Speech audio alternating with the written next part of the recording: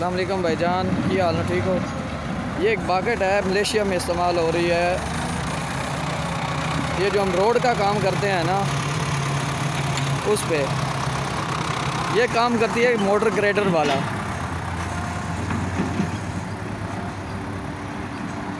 Malaysia में motor grader इस्तेमाल नहीं करते, उसकी जगह पे ये ट्रैक्टर है फोर्ड, इंडिया से इम्पोर्टेड हैं, बिल्कुल ख़त्म हो गए हैं ये ट्रैक्टर। और यहाँ इनको थोड़ा सा बस है जैसे रिपेयर करके इसके बाद इसको यहाँ पे इस्तेमाल किया जाता है।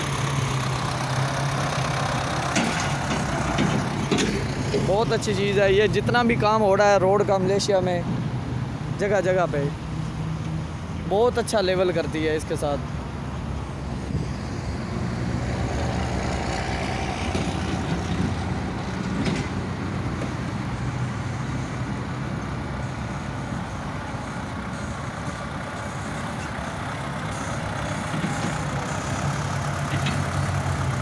गीटा जिसको बोलते हैं, गीटा जो पाकिस्तान में है, वो ये क्या बोलते हैं उनको, जो पकीवास लोग होते हैं वो टोकरियों के साथ डाल रहे होते हैं, लेकिन मलेशिया में ये सारा काम जो है ये बकेट करती है।